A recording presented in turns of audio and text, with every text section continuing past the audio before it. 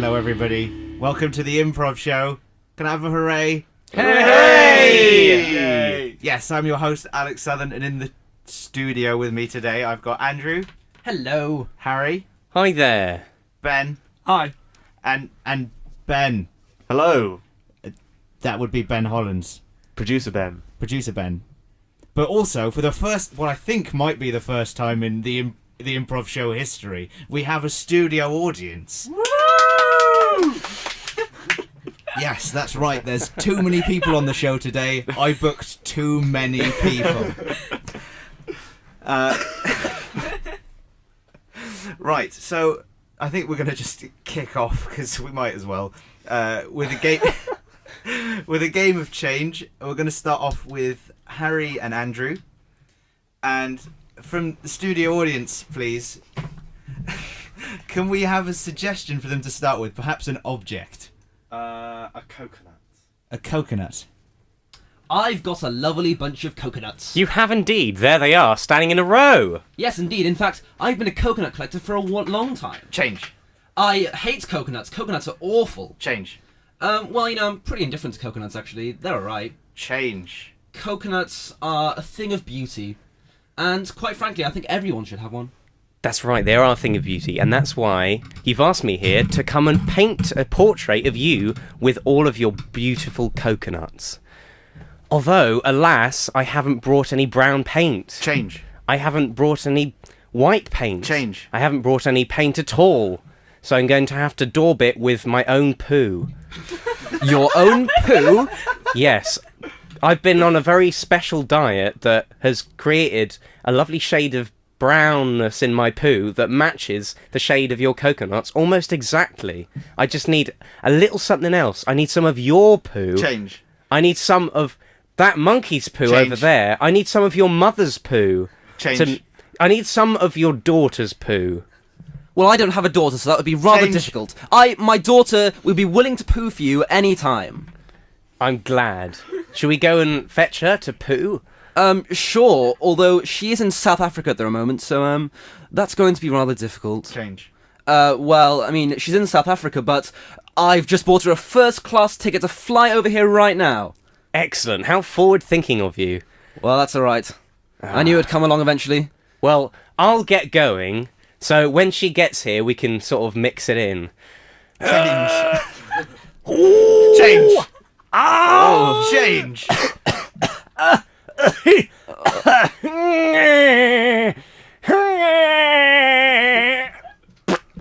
Change. Finish. Plop. Change.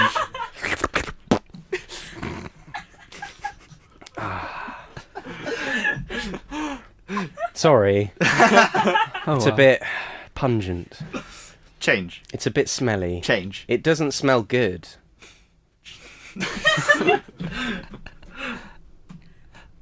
I don't even like coconuts anymore. Oh, what a shame. In What am I fact- going to do with all this poo? Well, perhaps you could donate it to an orphanage. Change. Well, perhaps you could donate it to a school or a hospital. Change. I think that poo it usually goes in the waste, let's face it. I mean, you can flush it down the toilets. Change. I mean, poo could just be smeared all over the walls, and then, everybody would be happy, because everybody loves poo. You're right. I'll just create an abstract. Not coconuts. Not a life drawing of you and your coconuts. I'll make an abstract. A pootopia, if you will. Yes. And Genius. And we're gonna end the game with Pootopia. Well done. Well done. I'm very proud of the both of you, I have to admit. That was the best scene we've had on the Improv Show since I've started hosting it. So now, with a lot to live up to, Oh no. we've got Ben Roberts and Ben Hollands. I'm sensing a big wee-based scene. And Oh, Lord. studio audience, may we please have a suggestion, this time a relationship. A builder and its customer. Builder and customer. I would like one very large magnet built on the roof of my house, please. Right, I completely understand that, but Dr. Malevolent, this is the seventh strange architectural premise that you've given to my men, and Change. this is at least the 38th in the last hour that you have tried proposing. Change the correct suffix to number. This is what? You said 38th. This is the 47th time you have done this, sir. Every change is perfect and needs to be in place. I know, sir, but our men can't keep up with the changing face of evil, building all these different things onto your house. Giant magnets are necessary. Change. As was the giant magnets are beautiful. Oh my god. I'm just looking at it now in my mind and it's amazing. Oh, I might need to take a 5-minute break. I've stressed myself out just thinking about not having one. No, we're not taking another break, all right? Oh, if I took a lie down, I could dream up all sorts of maniacal things. No, even less reason to do that. Okay, no, you wake up, sir. You wake up. All right, on the ball now. Now, my firm deals with conservatories, all right? Do you want a conservatory, or do you not want a conservatory? Okay. Conservatory of death. Change expertise. My firm specialises in birdhouses made of wheat. Now, is this a birdhouse you want made, or is it not? And does it want to be made of wheat? Instead of a birdhouse, a death house. This is what you always do! You twist my firm's expertise to your maniacal needs! I can't take it anymore, sir. No more. Do you have any evil wheat? We might. Change. We certainly do. Now, Well, I'm not interested in that. I'm sorry, I was just checking. what? Change. Actually, that sounds fantastic. Can you bring the lot over? Right, I'll get on the phone with the evil farmer right now. Hello, evil farmer Giles. Oh, Yeah, evil wheat. Right to Dr. Malevolent's house, please. All right, oh. He's on his way. Change. I hate that bloke. Is there a lot of business in evil farming? Apparently so. He lives in this massive mansion. I put a conservatory on it the other day. Change. I installed a birdhouse made of wheat. Well, it sounds like everyone's getting some good business then. Well, this is the big society, isn't it? Well, we'll have that right to your door next day, Mr. Dr. Malevolent. It's not going to change the fact I can't pull planes out the sky. Change. It's not going to change the fact that I can't use a chainsaw to carve an ice sculpture. Change. It's not going to change the fact that I don't have a birdhouse made of wheat. It's all I've ever really wanted. Well, you're gonna have to wait 24 hours. How about if you build a time machine for me? Change. How about if I sleep on that? 24 hours worth of it, and come back to you with everything I dream up. All of it. All of it made of wheat. Wheat-based sculpture. That'll be my life. I'm getting a different job. Change. I love this job. Glad to hear it. Hooray! Well done. I also enjoyed that scene. But which is best? I enjoyed the cameo from the farmer chap. Shush, Harry, that was you.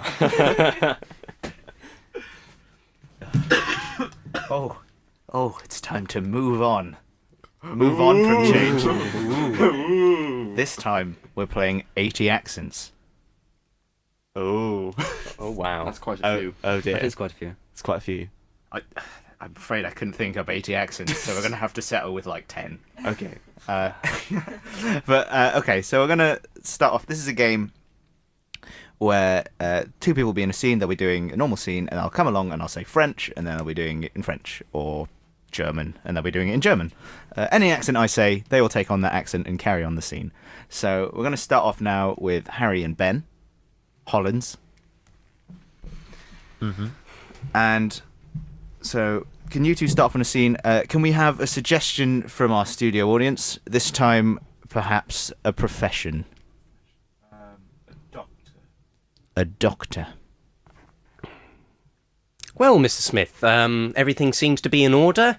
Your blood work checked through. You haven't got any infections of the nasty kind. just the benign ones that we don't really have to worry about. Oh, thank goodness for that. Now, I told my wife that there was nothing wrong with me, and now I can go home and tell her that that's exactly the reason why she has to stay with me. Well, Swedish. don't be so hasty. So you see, something came up on the X-ray. The X-ray showed that you had a very, very bony skeleton. A bony skeleton? Yes, But you're saying I've got the bony skeleton in here? the in bony my skeleton. body, underneath of my skin? So what do we have to do is we have to fix your bony skeleton, otherwise it could get broken. What you gonna fix my skeleton with? Russian. We will fix it with some metal splints. We will penetrate them into your bones, and then we will hammer them in. And it's a good job that you don't have sickle cell anemia either, because the hammering does not work well with the sickle cells. Oh, well, you are the doctor. I will go with your ideas for the mother country. Yes. Do I lay down on this bed here You do. to begin the surgery? You do. Right. Where's the vodka? Improvanian. The vodka for sterilizing my hands! Oh, that's not good. Why, it is not good! It is perfect! I'm starting to feel a little bit strange about this ever so slightly strange surgery you're going to surge on me. Do not worry a thing, Mr. Smith. I will serve you well. Patronising primary school teacher. Now, first, we're going to take the potato and cut it in half. Right? So can you just use the plastic knife to cut your raw potato in half? Have you done that? Yes, yeah, I think so. And now we're gonna carve a shape in it. I'm going to do a circle. Ooh, with a square in it. How exciting.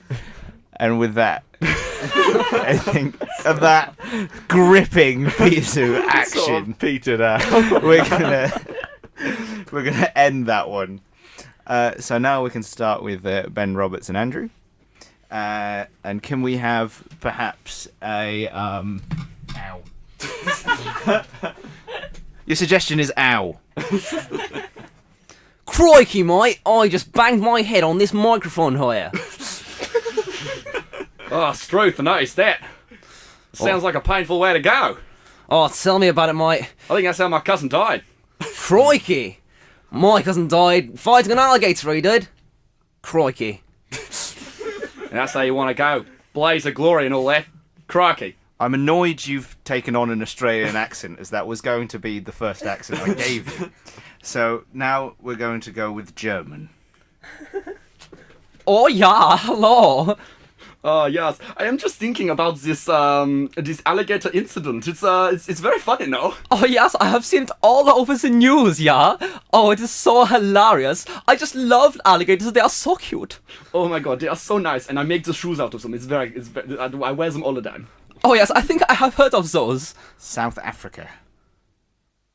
Oh, I mean, see, those croc shoes, like, they are certainly something to behold. I mean, I wear them to the beach and everything, and often I will get sand on my feet, but it's not too much of a problem. I mean, I quite like the sand, actually. It's quite warm and hot. Oh yeah, if you're walking through the bush, then it's a nice kind of feel to have the sand in between your toes. It's I quite enjoy it. Indeed, although I must say, like, sometimes I get shells in my toes, and it's not the best. French.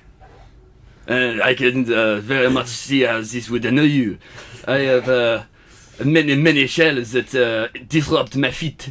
Oh, indeed, and I often use the trips to the beach to create lovely paintings with my beret, and this is how I get my inspiration, you see. I get it from the shells that I feel between my feet. Zut alors. That was interesting. Yes, I think we have had a very good conversation. Would you like to hear a poem? A poem would be wonderful. Exterminate. Oh, I think I know this one. May I join in?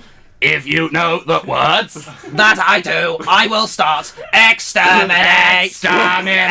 Exterminate! All right, finish. Ending there on the beauty that is Dalek poetry. We're now going to go to a song which is Killer Queen by Queen. She keeps a Moet Chandon in a pretty cabinet. Let them eat cake, she says, just like Marie Antoinette. Building a remedy for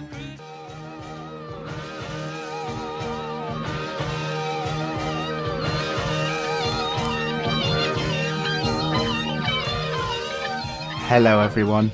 Welcome to the Improv Show. Yay. No one else? Hey. No one else glad to be back? Sorry, I was eating a Welcome back. biscuit. You just sort of giggled. Because there was just silence and no one else seemed enthused. Yay! We're back, people. Not even the studio audience.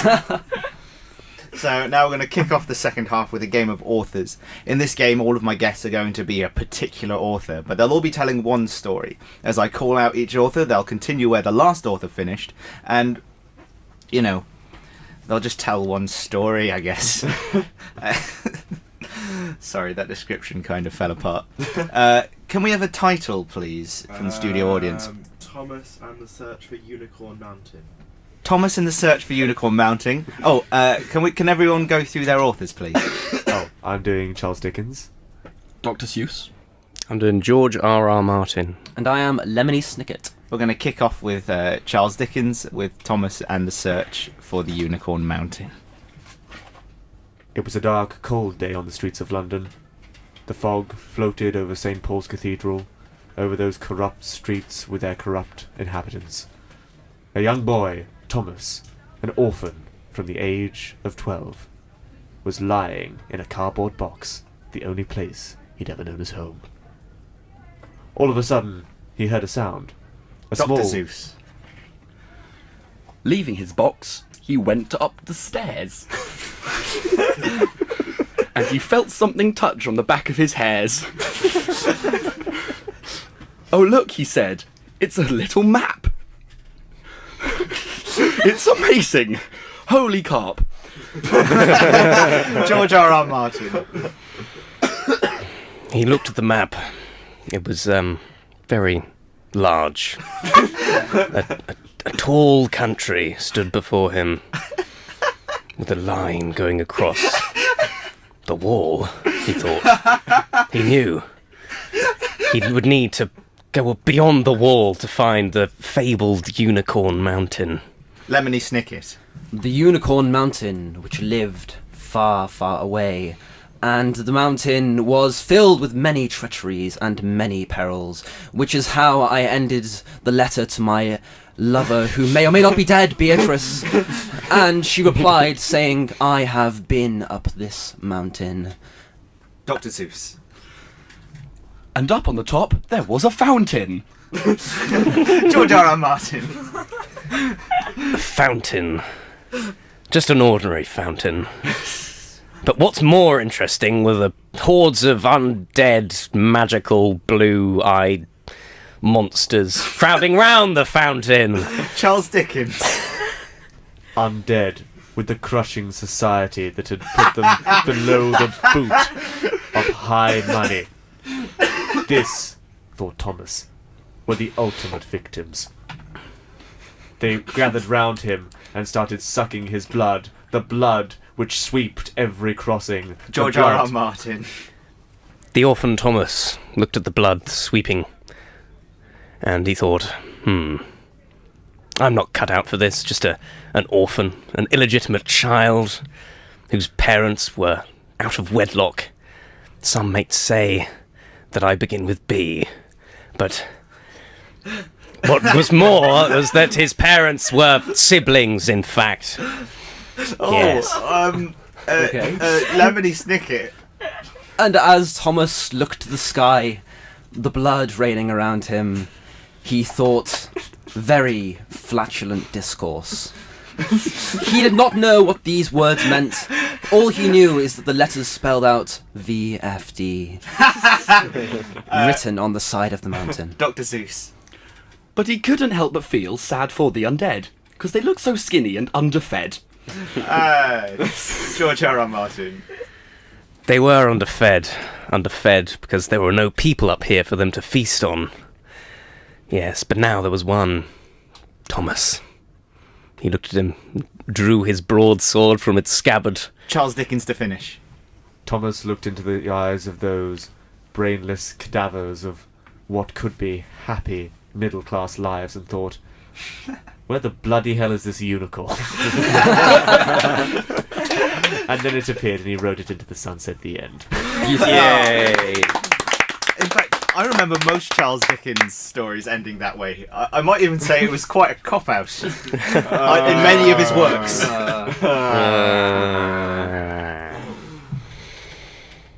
Hooray! So we're going to move on to one final game, which is first line, last line. In this game, it's a game for everyone.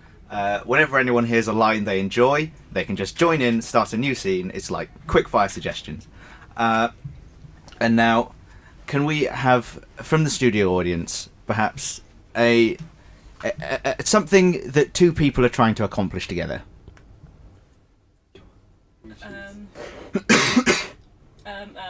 Cooking spaghetti. Cooking spaghetti, and those two people trying to cook spaghetti. I'm sorry, I'm dying, everyone. And those two people trying to make spaghetti are Ben Hollands and Andrew.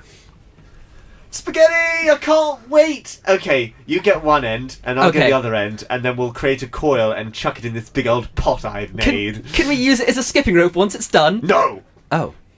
Oh, well, that's a shame, because I like using my spaghetti to be multi-purpose. I mean, I like to eat it, and I also like to use jump rope as well. Philip! I am the head chef!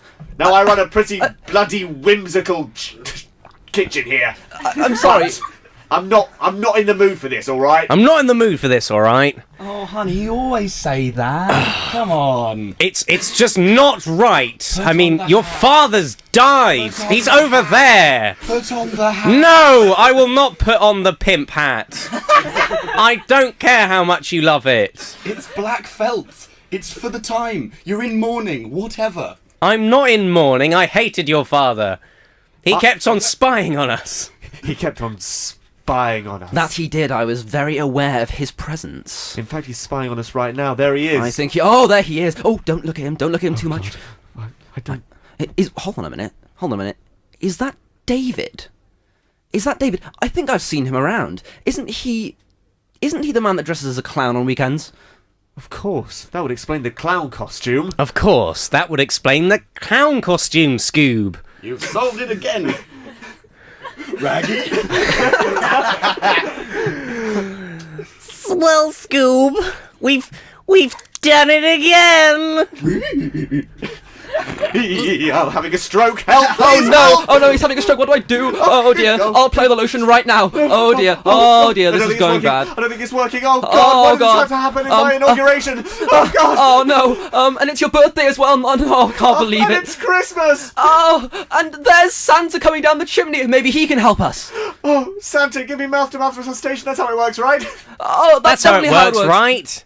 You put the thing on the top of the computer, and it sends the video to the grandchildren, right? Yeah, you got a twizzle with the Ujima flip and squiz on the gym flap. Oh, honestly, this modern technology's too difficult for little old me, Granny Turbot. Granny Turbot is dead. Oh no! Oh no!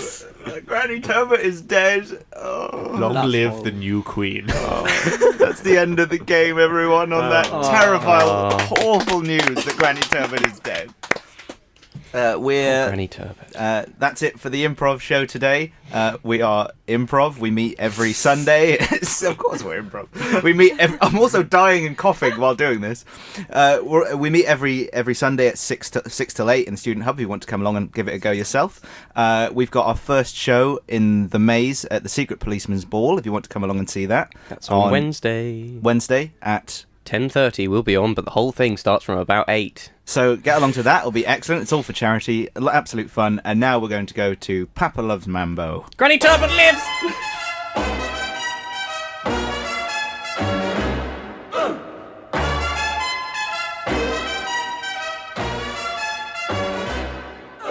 Papa loves mambo. Mama loves mambo. Look at him sway with it, getting so gay with it, shouting.